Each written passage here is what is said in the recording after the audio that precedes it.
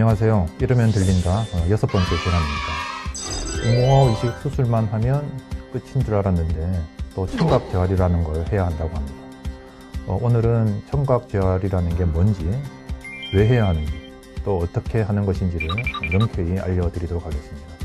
오늘도 역시 제가 열심히 준비한 PPT를 보면서 자세히 설명해 드리겠습니다. 여기 달팽이관이 있는데요. 한번 길게 펼쳐 보겠습니다. 기저막 위에 3,500개의 뇌유모 세포가 배열되어 있고 약 4만 가닥의 청신경이 뇌유모 세포와 청각 중추를 연결하고 있습니다. 이렇게 해서 사람은 20Hz부터 2만 Hz의 소리를 감지할 수 있다고 합니다. 20Hz 소리가 들어오면요, 기저막 가장 먼 곳이 진동을 하게 되고 해당 부위에서 활동 전이가 발생해서 청각 중추에 도달합니다. 이보다 고음인 1000Hz 소리는요, 기저막 중간 부위가 진동을 하고 해당 부위에서 활동 전이가 발생해서 청각 중추로 전달이 됩니다.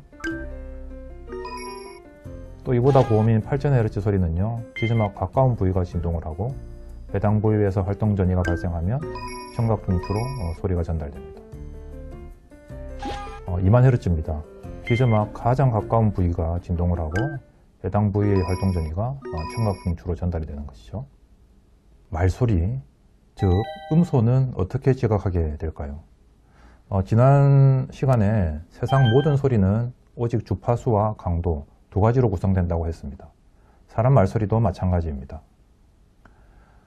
니은 소리는요, 저주파수의 소리입니다. 그래서 니은 소리가 들어오면 기저막 깊은 부분이 진동을 하고 해당 부위에서 활동 전이가 발생해서 청각 중추로 전달이 되는 것입니다. 기역은요, 1000Hz 내외의 주파수를 가집니다. 그래서 기저막 중간 정도 부위에서 진동을 하고요, 해당 부위의 활동 전이가 이제 뇌로 전달이 되는 것이죠. 치 소리는요, 고주파수 소리입니다. 그래서 해당 부위의 기저막이 진동을 하고 활동 전이가 청각 중추로 전달해서 치 소리를 인지하게 되는 것이죠.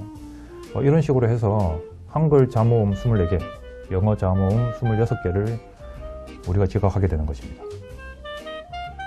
사람은 20에서 2만 Hz까지 듣는다고 했는데요. 저와 여러분도 이거 다 들을 수 있는지 한번 테스트를 해 보겠습니다. 잘 들어보세요. 1000Hz 소리입니다. 잘 들리죠? 자, 8000 들어보겠습니다.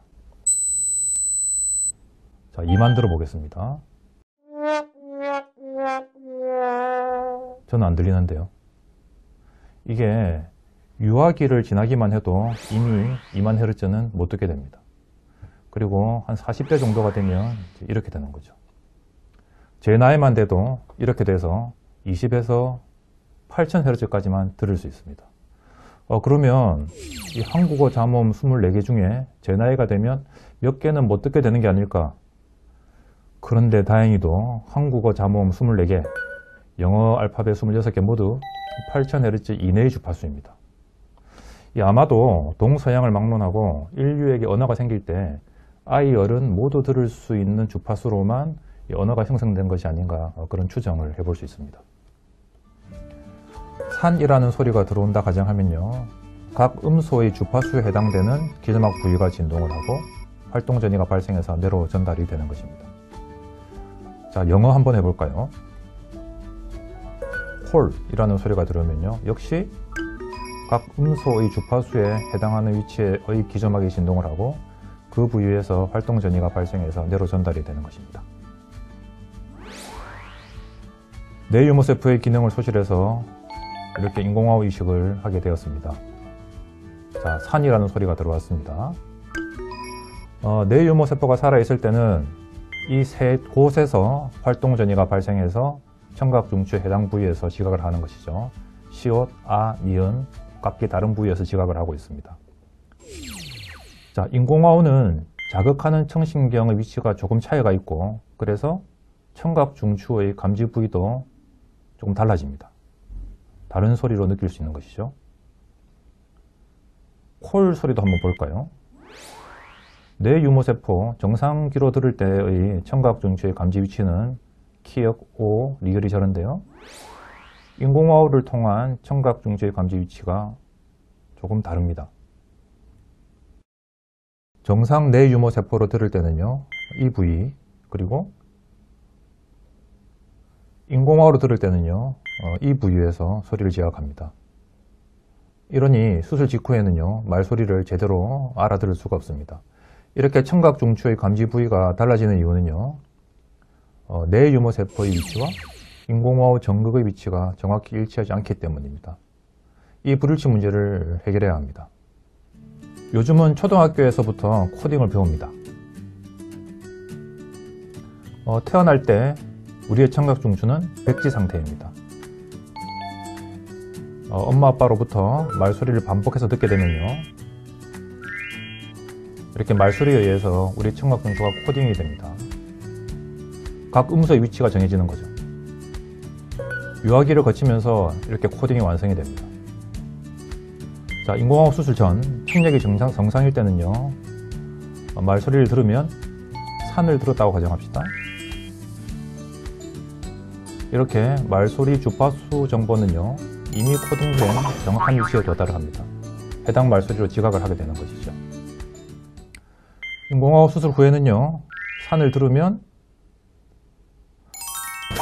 이미 코딩된 위치를 조금 벗어난 곳에 소리 정도가 도달합니다. 비슷하게 들리기는 하는데 이전에 듣던 그 산으로 지각되지가 않습니다. 그러면 청각 재활을 해서 정확히 산으로 들리게 해야 하는데요. 어떻게 할까요? 말소리에 대한 코딩을 다시 해야 되는 거죠.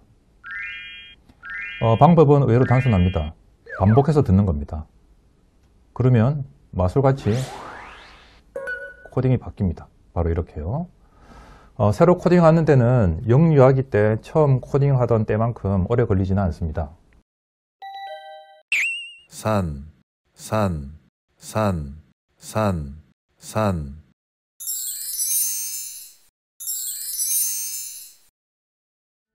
반복 듣기를 도와줄 가족이 있으면 제일 좋습니다.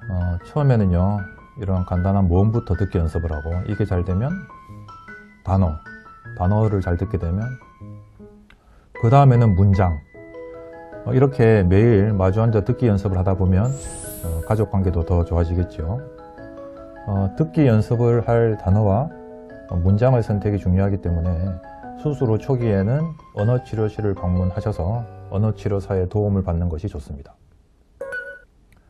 반복 듣기 연습을 위한 어플리케이션을 사용하셔도 좋습니다. 화면 상단에 어플리케이션의 예시를 하나 보여드릴 테니까 관심 있는 분들은 방문하셔서 사용해 보시기 바랍니다. 인공호흡 수술 후에 청각재활 말고도 매핑이라는 것을 해야 한다고 들었습니다. 매핑은 어떤 건가요? 한 번만 하면 되는 건가요? 매핑은 꼭 해야 합니다. 그리고 정기적으로 해야 하고요. 매핑이 뭔지는요, 다음 영상에서 자세히 알려드리겠습니다.